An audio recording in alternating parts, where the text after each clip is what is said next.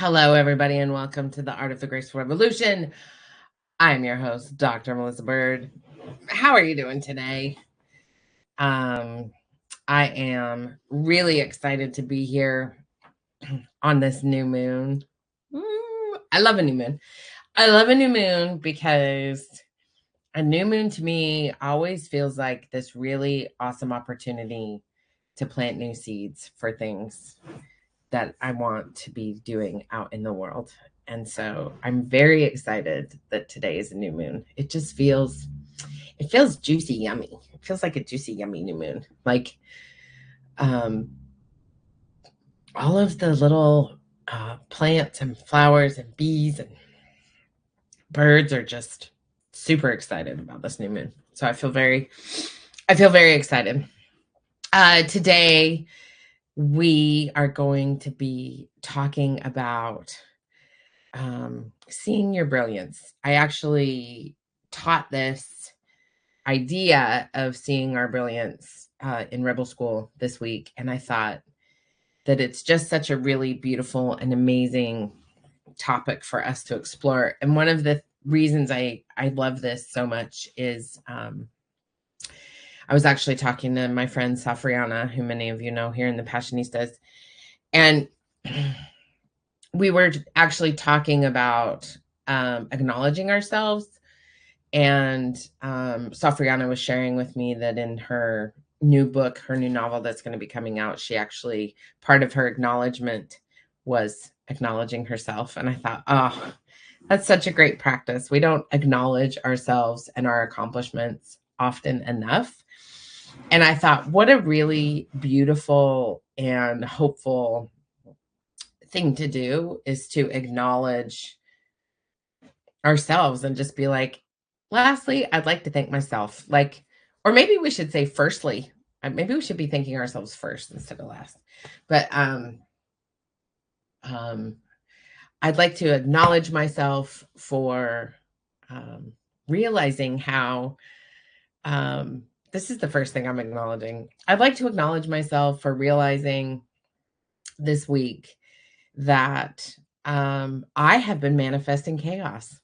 So, one of the things that I used to teach so often when I was teaching about intuition and manifestation really regularly, like when I had a ton of clients and I was doing a lot of this work, was, we're manifesting all the time. We are constantly receiving what we are thinking. And one of the things I realized this week is that one of the things I've manifested is total chaos. Like, I keep saying, there's not enough. There's never going to be enough. We need something to change. Things are really hard. And I realized this week, I was like, girl, you're literally making the hardness happen. And I don't live in that space very well anymore. Mostly because I've done so much intentional work on not living in that space. And so I was starting to realize that the reason I was feeling so despondent and uncomfortable and stressed out was actually because I was creating that for myself. Nice. Yeah. No one's like forcing me to be stressed out or worried or feeling chaotic about money and my husband's job and what we're going to do and how we're going to survive and blah, blah, blah. So I'm acknowledging that I have been creating my own forms of chaos. And I do not know why, because that is just really it's not a space I enjoy and living in anymore. And I think that's very revolutionary, is just to recognize how we also continue to perpetuate cycles of chaos in our lives when we think, well, there's nothing I can do, nothing's ever going to work. This is all just really horrifying and I don't know what to do. Because that's not necessarily true. Like, we do know what to do. And this takes me back to one of the things we talked about seeing our own brilliance is thinking about faith and thinking about what wisdom we carry in the world. Um, we all carry our own basket full of wisdom. And within that basket full of wisdom is the knowledge of how to carry on. And we carry on through creation and creativity. One of the most beautiful things that happened in Rebel School this week was one of the participants was talking about creativity as a form of resistance to tyranny and to what's happening in the world, and how when we engage in acts of creation, we are continuing to birth out into the world something of us that ripples through the world. And I really love this idea, because when we celebrate our creativity, when we acknowledge that we are in the constant action of creation, we really give ourselves permission to feel that we are birthing something out in the world.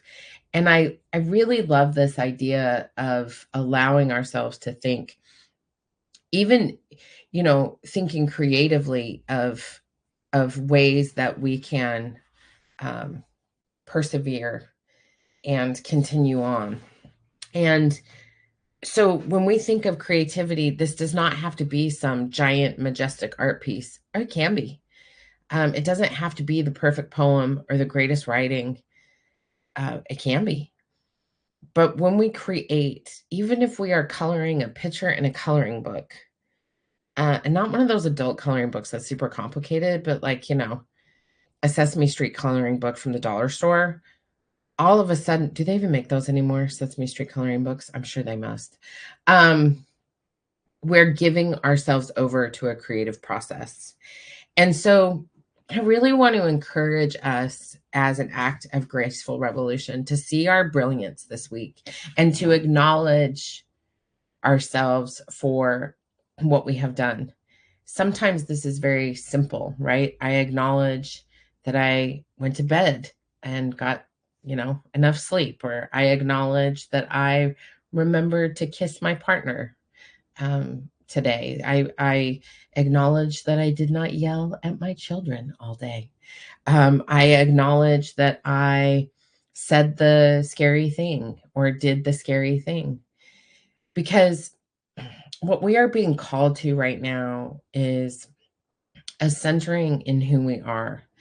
And I just finished writing in the Graceful Revolution. I just finished editing the chapter about the myth of imposter syndrome. And I'm pretty sure I've talked about this before, but I really want us to acknowledge that we are not imposters of ourselves. We cannot be imposters of ourselves. We are who we are. We are born into this world holding within ourselves a soul that is in existence.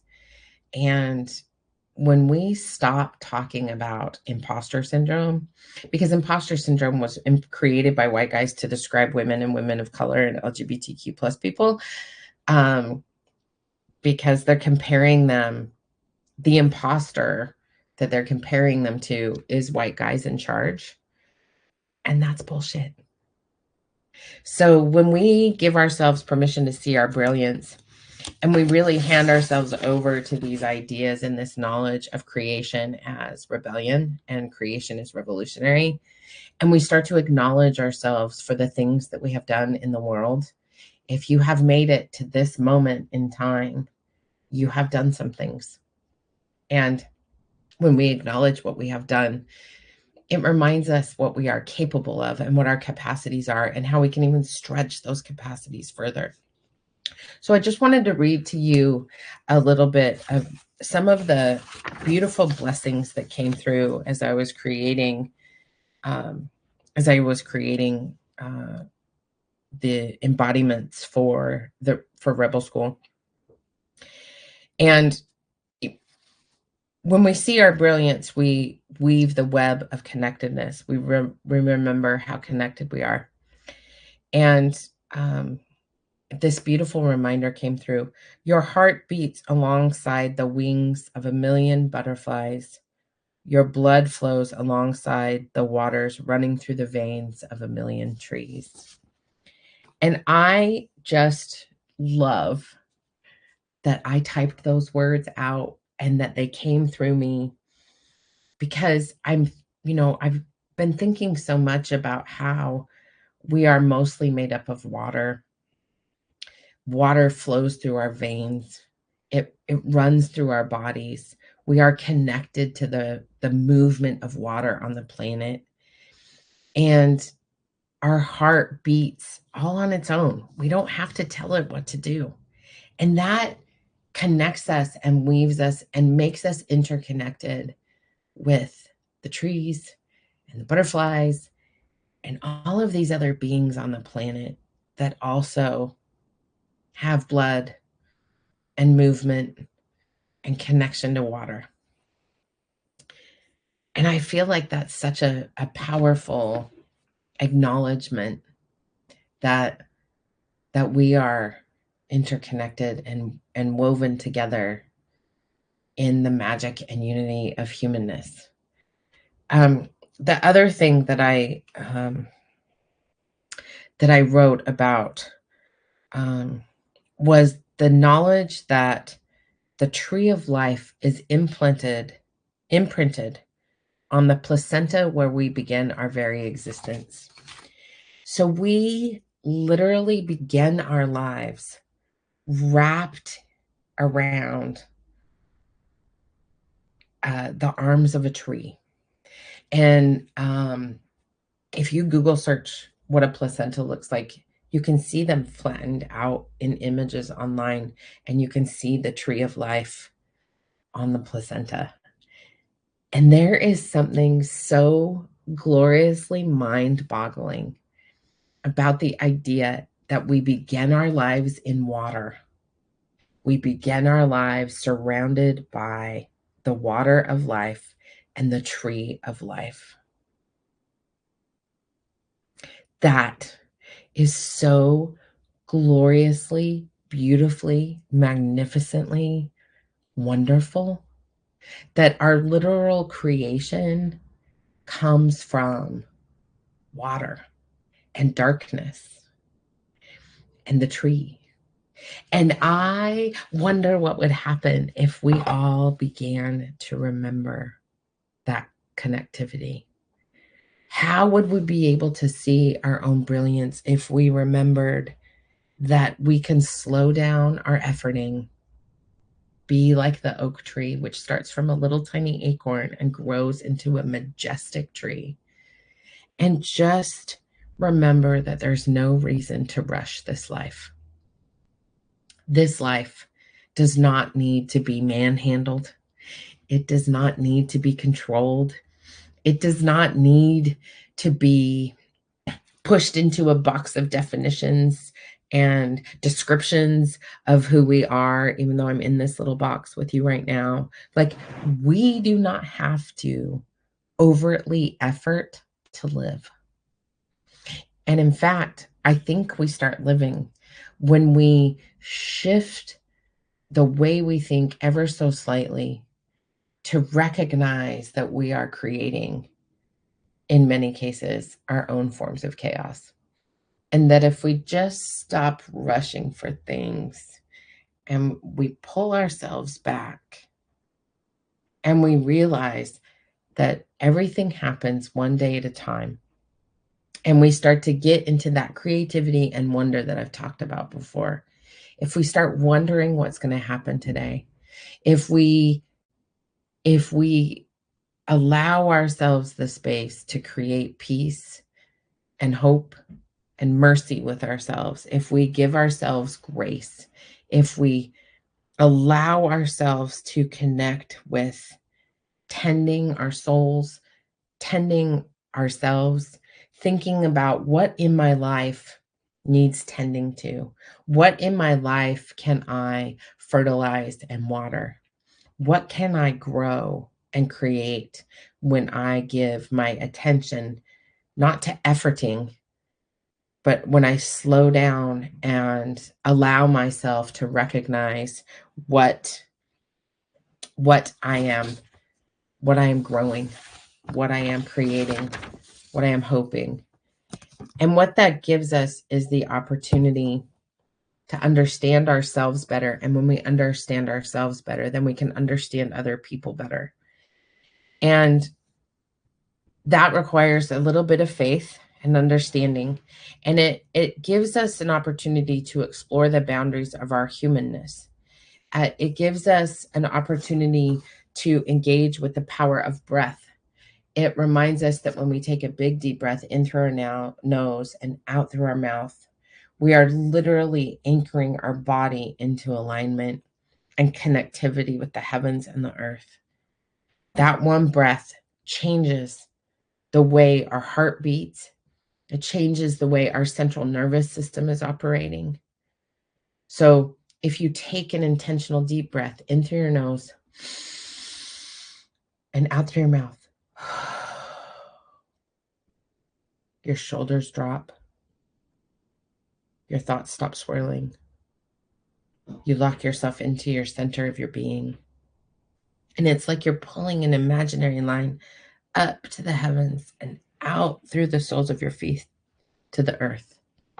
And it creates this little beautiful energetic ribbon of light that just holds us centered so we can move into the next thing.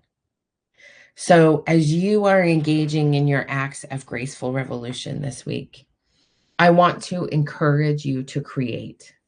I want to encourage you to daydream. I want to encourage you to wonder what's going to happen next. I want to encourage you to take the ideas that are popping into your head and just allow them to think, allow yourself to think, what would happen if I wonder what would happen if I wonder if I took these beautiful ideas that are popping into my head and actually gave them fertilizer and water. So this week, I really want to encourage us to get out of the chaos of worry and allow ourselves to center into acknowledgement and connectedness and understanding with ourselves. Because in doing so, we will begin to understand each other. I love you so much. I hope you have a great and amazing day. Bye.